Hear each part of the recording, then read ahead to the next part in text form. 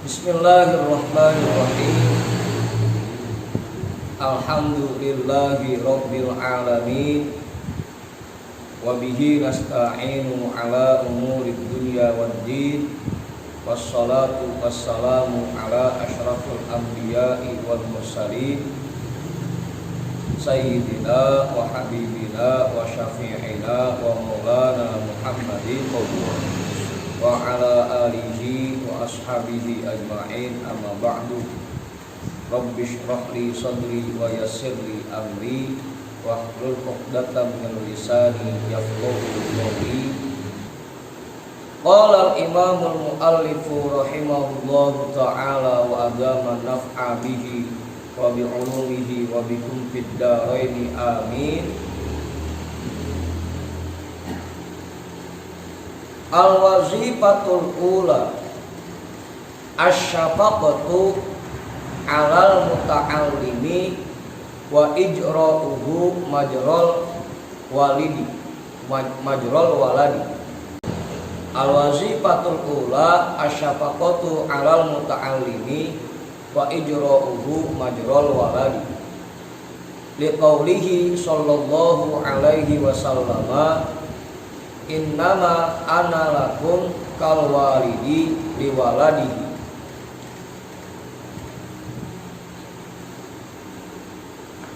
Al-wazifatul ula, tugas seorang guru yang pertama, asyafaqatu 'alal muta'allim, memiliki kasih sayang kepada orang yang belajar. Memiliki kasih sayang kepada orang yang belajar. Wa ijra'uhu majral waladi, dan memperlakukannya seperti memperlakukan anaknya sendiri. Dan memperlakukannya seperti memperlakukan anaknya sendiri.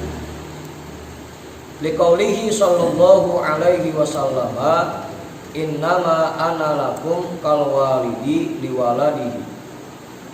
Berdasarkan sabda Nabi sallallahu alaihi wasallam, sesungguhnya aku bagi kalian bagaikan seorang bapak, bagaikan orang tua kepada anaknya. Sesungguhnya aku bagi kalian bagaikan orang tua bagi anaknya.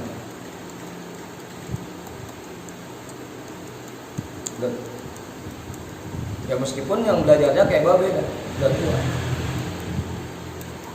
tetap harus diperlakukan seperti anak sendiri.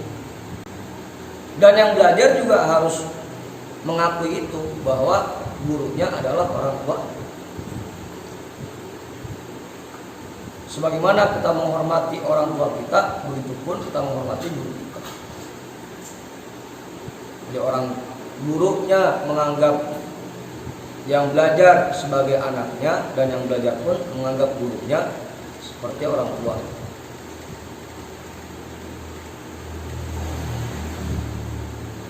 Kayak tugas guru ya begitu, dan jadi tempat ngadu buat jamaah. Jadi begitu. Itu tugas seorang guru yang pertama. Bal huwal walidi alal haqiqati, bahkan guru itu merupakan orang tua yang sebenarnya. Secara hakiki orang tua kita ya guru kita. Abu Muhammad. Li'annal aba sababul hayatil faniyati wal mu'allima sababul hayatil baqiyati. Li'annal aba, karena sesungguhnya bapak atau orang tua, sababul hayatil faniyati, menjadi sebab kita memperoleh kehidupan yang fana, kehidupan di dunia. Wal mu'allima sababul hayatil baqiyati, dan guru yang menjadi penyebab kita bisa memperoleh kehidupan yang abadi.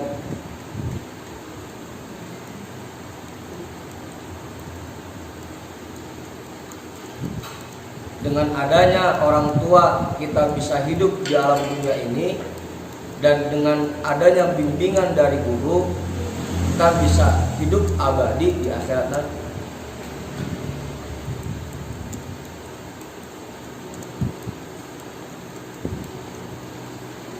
Allah, hati kita bisa hidup. Para orang tua kita bisa punya badan, karena guru hati kita bisa hidup. Udah. Makanya kalau di sini bahkan guru lah orang tua kita yang sebenarnya. Allah.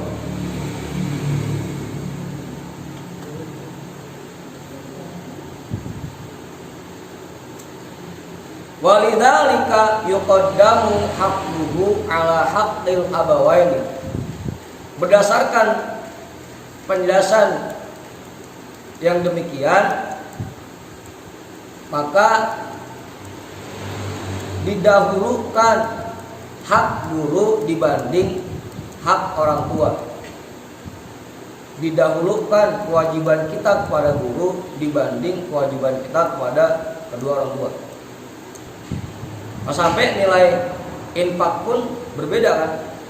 Kalau ke teman kita infak nilainya 1 kali 10, kalau ke orang tua kita kasih hadiah nilainya 1 kali 100, kalau ke guru nilainya 1 kali 1000. Terus beda. Karena di sini hak guru lebih dikedepankan dibanding hak orang tua. Ya minimal penghormatan kita baik ke orang tua atau ke guru ya sama dan minimal. Sebagaimana kita berbakti kepada kedua orang tua, ya kita juga harus berbakti kepada guru kita. Bahkan minimal lebih. Karena dengan bimbingan dari guru kita bisa selamat di akhirat nanti. Dan kalau guru ini ngajarnya untuk menyelamatkan kita di akhirat, bukan cuma sekedar nyari angpau dari jamaah, bukan cuma sekedar nyari hadiah dari jamaah. Nah, guru yang seperti itu yang haknya harus didulukan dibanding orang tua.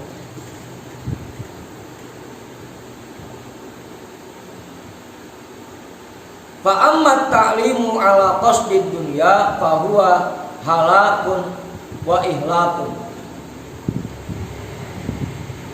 Adapun orang yang mengajar dengan tujuan untuk mendapatkan dunia, fa huwa halakun wa ihlakun, maka dia orang yang celaka dan membuat kita celaka.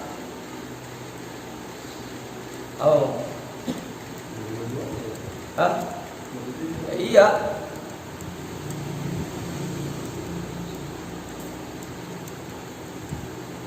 Karena biasanya orang-orang yang seperti ini dia masa bodoh, mau itu nanti muridnya di akhirat selamat kayak enggak kayak. Yang penting dia bisa dapat hadiah dari jamaah udah. Kira cuma gitu Pak. Selesai di situ. Yang penting sekali hadir, hadiahnya sekian, udah butuh jamaah. Mau pakai yang diajar kayak kagak kayak masa bodoh. Maka dia mudahnya celaka dan membuat kita yang jadi jamaahnya celaka. Kalau memang yang ngajarnya niatnya seperti itu, membuat meraih keuntungan dunia.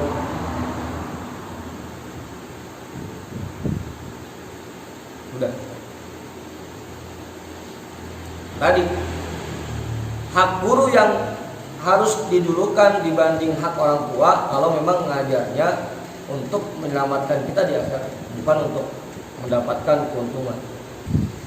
Wa idza kana dzalika falyakun talamidatur rajulil wahidi mutahabbina. Dan apabila kondisinya seperti itu, kalau memang seorang guru itu merupakan orang tua bagi para murid-muridnya, falyakun talamidatur rajulil wahidi mutahabbina, maka hendaknya murid-murid para jamaah dari seorang guru pun harusnya saling mencintai.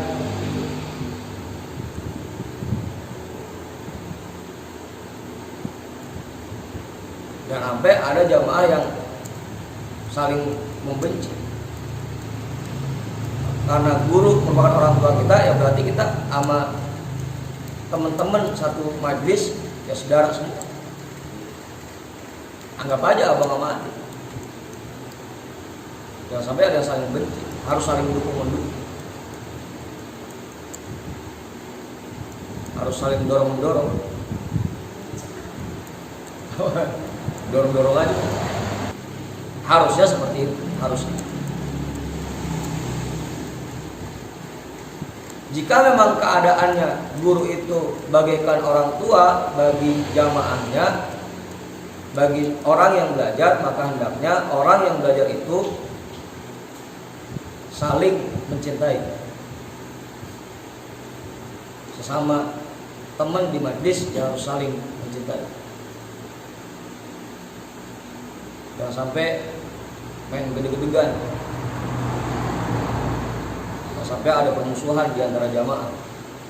Fa innal ulama'a wa abna al-akhirati musafiruna ilallahi ta'ala wasalikuna ilaihi thariq.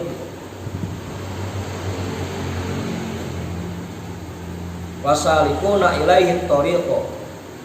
Wa dunya wasaniyuha wa syuhuruha manazilut thariqi.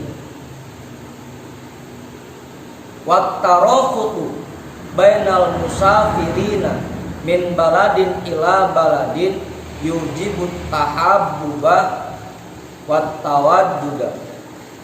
Wat tawadduda yujibut tahabbuba wat tawadduda. Fa innal ulama, karena sesungguhnya ulama, wa abnaul akhirati, dan orang-orang yang senang dengan akhirat, senang dengan perbuatan akhirat, musafiruna ilallahi ta'ala, sama-sama sedang berjalan menuju Allah Subhanahu wa ta'ala, wasalikuna ilaihi thariqa, dan sedang menempuh perjalanannya, wad dunya wasaniyuha wa syuhuruha manazilut thariqi, dan dunia beserta semua hal yang bernilai di dalamnya dan hal-hal yang masyhur di dalamnya merupakan tempat perjalanannya, tempat berjalannya. Wat tarafuqu bainal musafirina min baladin ila baladin yujibut tahabuba wat tawadduda. Dan pertemanan di antara orang-orang yang sama-sama sedang berjalan dari satu tempat ke tempat yang lain, dari satu kampung ke kampung yang lain, akan memunculkan rasa cinta dan kasih sayang.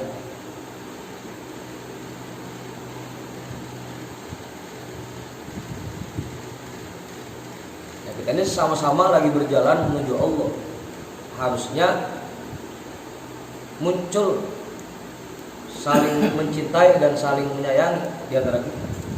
Kalau ada orang yang di majlisnya malah muncul sifat benci ke teman sesama jamaah, mungkin itu penyebabnya karena niatnya beda, nggak sama-sama menuju Allah. Yang bisa membuat munculnya rasa benci kepada teman satu majlis itu karena niatnya berbeda. Kalau niatnya sama-sama menuju Allah, pasti akan muncul sifat kasih sayang itu. Pasti akan muncul rasa saling menyayangi, dan ikatannya semakin kuat. Karena niatnya yang berbeda-beda, itu yang muncul, yang akhirnya muncul kebencian. Ada yang niatnya murni, pengen ngaji, Ada yang pengen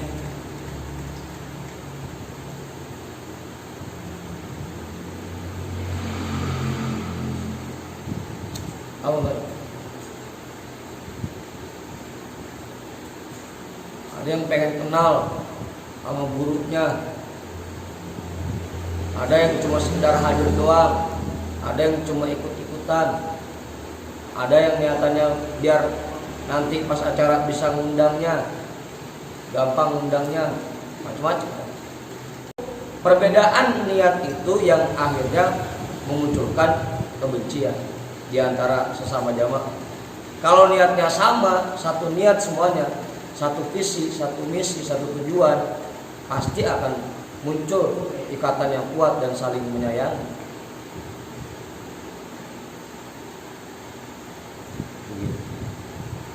Begitu. Wa tarafuqu bainal musafirina min baladin ila baladin yujibu tahabbuba wa tawaduda. Pertemanan di antara orang yang berjalan dari satu tempat ke tempat yang lain itu akan memunculkan sifat saling mencintai dan saling menyayangi. Jadi kalau masih ada rasa kurang suka di dalam diri kita kepada satu orang di majlis, ya mungkin karena niat kita beda. Ya tinggal dikoreksi aja dah. Kira-kira kita hadir ke majlis ini niat kita apa?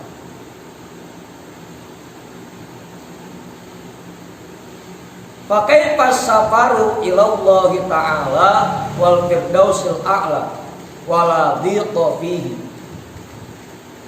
Dan maka bagaimana menurut kalian dengan orang yang berjalan menuju Allah Subhanahu wa taala dan menuju firdausil a'la wala dhiqa fihi, dan tidak ada kata sempit padanya. Pokoknya berapapun orang yang berangkat pasti muat, nggak ada kata sempit. Jadi ngapain pakai saling benci? Ya semuanya kalau masuk bareng-bareng, nggak ada yang ketinggalan. Kalau memang niatnya sama. Yang bikin banyak keributan, yang bikin banyak permusuhan itu kan karena biasanya yang satu kebagian jatah, yang satu kagak. Itu yang bikin ribut. Kalau sama-sama kebagian mah nggak ada yang ribut.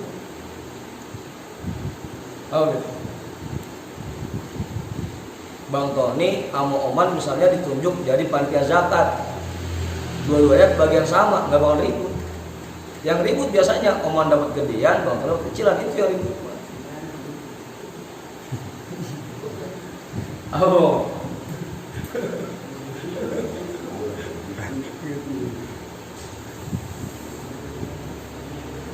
Ya kayak sekarang misalnya banyak bantuan sembako yang dikasihin, yang udah dapat mah anteng-anteng aja, yang ribut banget yang belum bagian.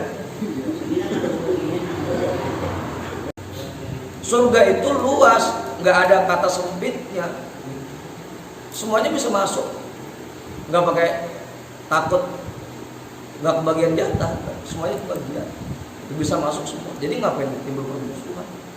Nggak bakal muncul kebencian. Kalau semuanya kebagian,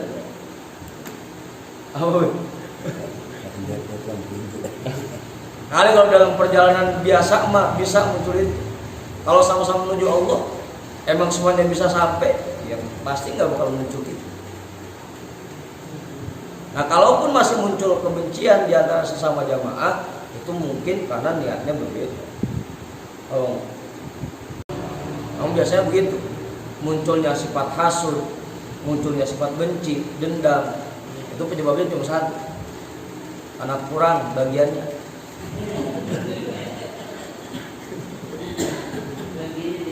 Ya saudara sama saudara misalnya, yang tua sama yang mudaan berantem, ya penyebabnya cuma satu biasanya. Karena ada sebagian yang kebagian di kita. Kalau sama-sama kebagian nggak bakal berantem. Kamu?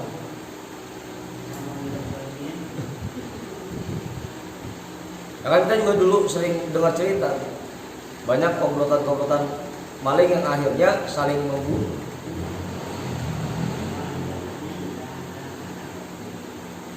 Karena ada temennya yang kebagiannya dikit kan. Tahu kan? Sekarang tuh mungkin sifat hasud itu munculnya biasanya karena kurang jatah. Udah tuh, jelas ya? Wala di kopi, tidak ada kata sempit di dalamnya.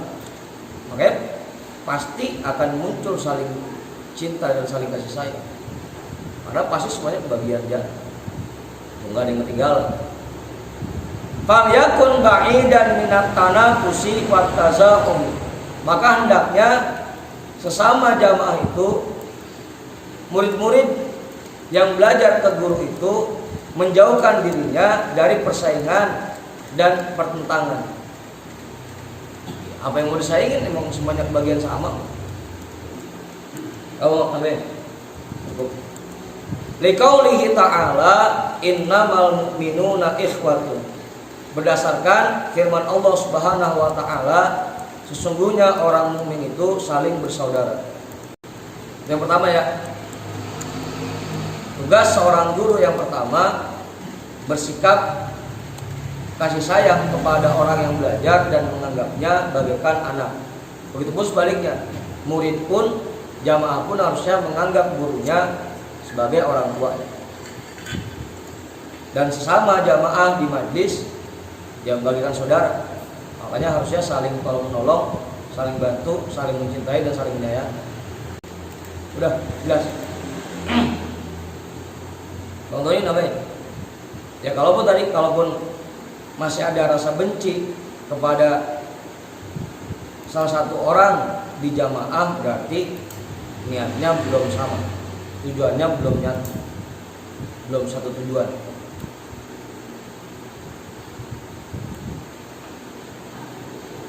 Al-wazifatut tsaniyatu, tugas guru yang kedua, al-iqtida'u bihi liqaulihi sallallahu alaihi wasallam fala tatlubul ajra alat ta'lim.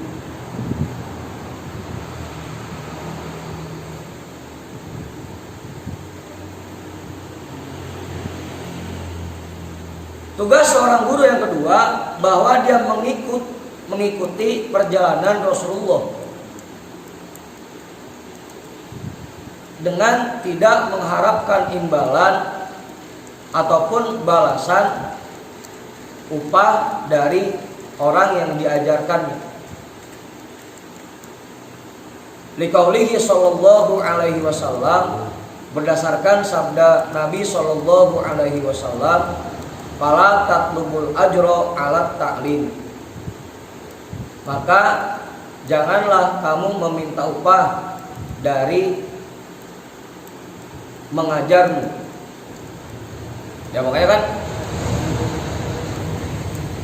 sering tuh Buya bilang, kalau nyari guru cari yang tasbihnya keluar, jangan nyari yang tasbihnya ke dalam. Artinya nyari guru yang senang bagi jamaah.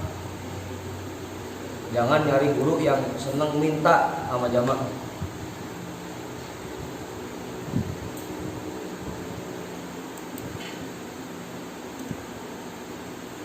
Karena di sini jelas Rasul pun berpesan seperti itu. Jangan minta upah dari proses mengajar kalian. Cukup dah dengan apa yang kita ajarkan dipakai oleh orang yang belajar, itu udah kebahagiaan buat seorang guru. Makanya guru yang sukses itu kata Buya, bukan yang jamaahnya banyak, bukan yang jamaahnya ratusan, ribuan, bukan.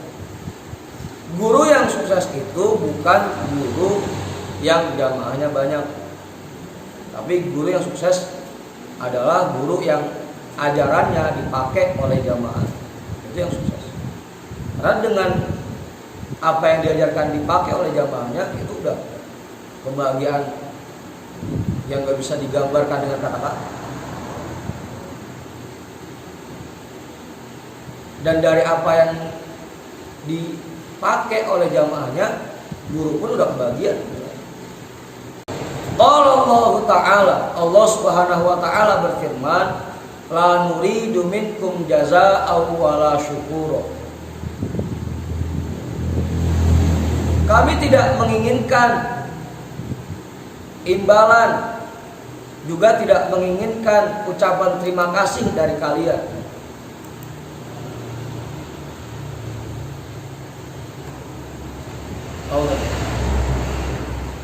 Pokoknya cukup amalin apa yang diajarkan, itu udah seneng.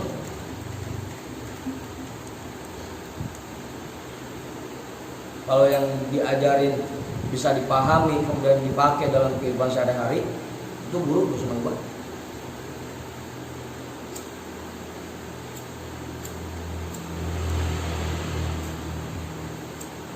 Wa huwa wa in kana lahu minnatun alaihim falahumul minnatu likaunihim sababu taqarrubihi ilallahi ta'ala bi gharasatil ilmi wal imani fi qulubihim.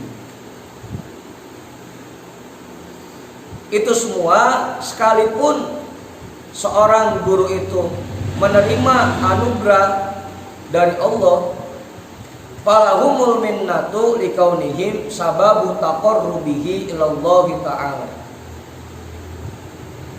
Itu merupakan anugerah yang Allah berikan untuk mereka karena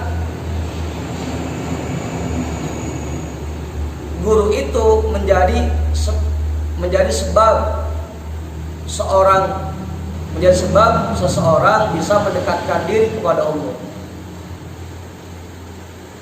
Kalaupun ada anugerah yang Allah berikan untuk orang yang mengajar, itu karena dengan sebab orang itu mengajarkan ilmu kepada jamaahnya bisa mendekatkan diri kepada Allah. Bi gharasatil ilmi wal imani fi qulubi, dengan menanamkan ilmu dan menanamkan keimanan di dalam hati mereka. Itu tugas yang kedua, tidak mengharapkan imbalan atau upah dari orang yang diajarkan. Tugas guru. Al-wazifatu talitatu an la yaddakhira syai'an ligodin minan nasihati kaman ihi minat tasaddi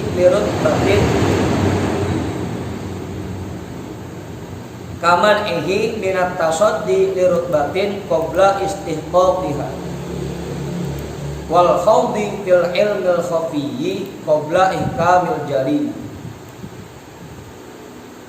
Tugas seorang guru yang ketiga, an la yaddakhira syai'an li ghadin minan nasihati, bahwa dia tidak menyimpan sedikit pun satu nasihat untuk disampaikan di hari berikutnya. Kagak ada yang diumpetin, semuanya disampaikan. Aman.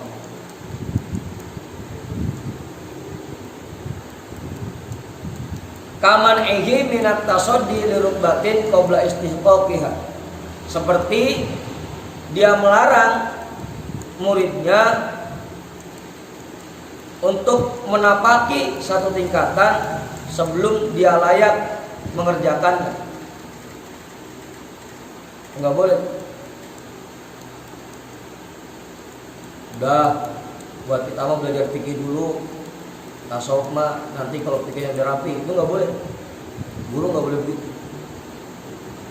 Pokoknya kalau bisa semua diajarin, mau itu ilmu fikih, ilmu tasawuf, ilmu tauhid, semua diajarin. Atau misalkan buat kita mah kematan tinggi, kalau belajar thariqah udah yang biasa aja, itu nggak boleh tuh guru. Bahkan harusnya semuanya diajar tanpa ada yang diumpetin sedikit. Makanya biarin, pahit dah. Apa? Apanya? Ya kan kayak kita misalkan kita diajarin sholat yang lebih rapih lagi. Bahkan dibilang kalau sholat yang terburu-buru, yang dikerjakan asal-asalan, nggak ada nilainya, itu kan pahit. Tapi memang harus disampaikan.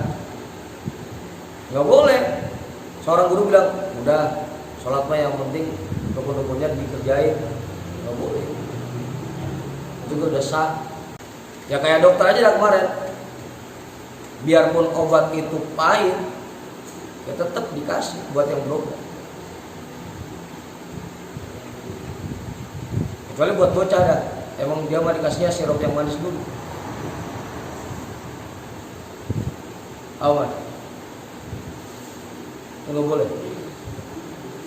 Dan murid pun harus nerima. Pokoknya ilmu apapun yang diajarkan oleh guru, ya harus nerima. Ya minimal begitu diajarin, meskipun belum bisa nerapin, minimal jangan ditolak. Karena itu tugas guru untuk menyampaikan semua.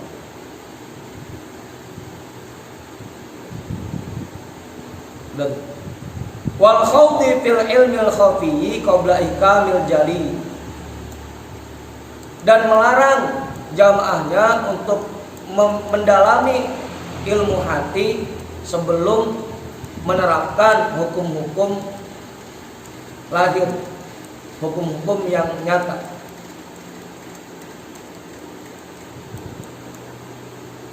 Itu juga nggak boleh. Udah buat kita mah rapihin aja dulu zohir kita, badan kita, rapihin aja gerakannya dulu.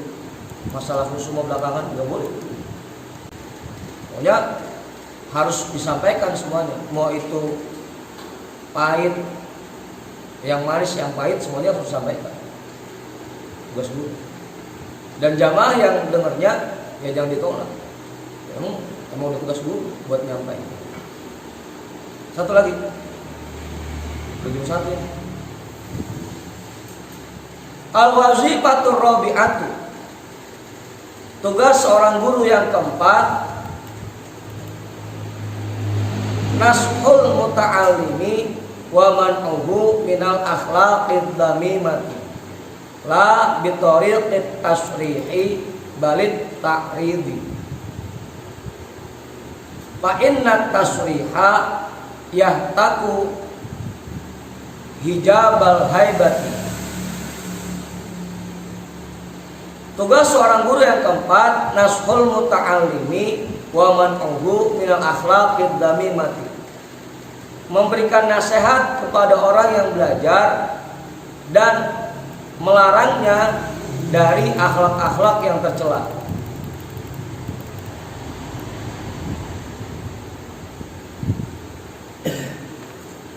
Kalau memang ada jamaahnya yang punya akhlak yang tercela, punya sifat yang buruk, harus buru-buru ditegur, diingetin.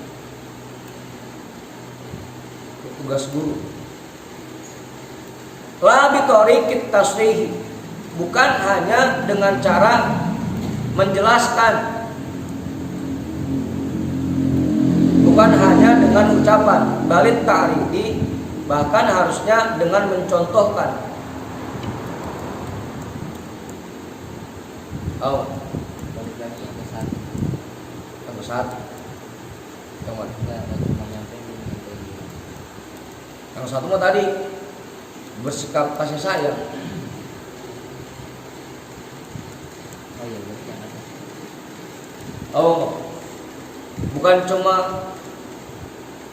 dengan ucapan, tapi dengan mencontohkan. Fa inna tasriha yahtaku hijabal haibati, karena sesungguhnya ucapan,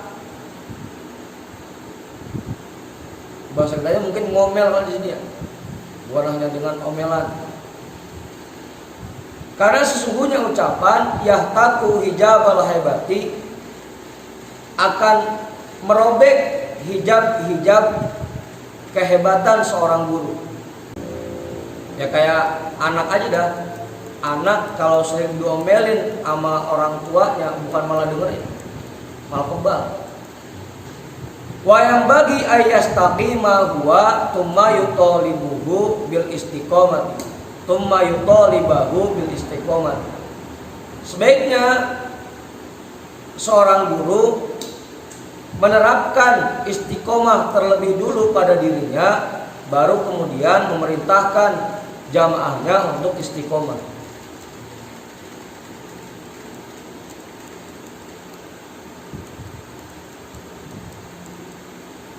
Wa illa fanushu la yanfa'u. Jika tidak seperti itu, maka nasihat yang diberikan tidak akan bermanfaat. Li'annal iktida'a bil af'ali akadu minal iktida'i bil aqwali. Karena mengikuti dengan perbuatan lebih kuat dibanding hanya mengikuti ucapan.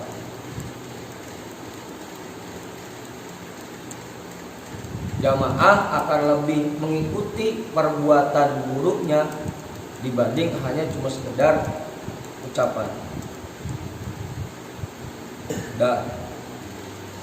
Dan yang paling penting lagi sebenarnya poinnya yang kemarin, bahwa seorang guru itu mengamalkan ilmu. Selain mengajarkan, dia juga mengamalkan. Satu, wallahu a'lam bishawab, walhamdulillahirabbil alamin.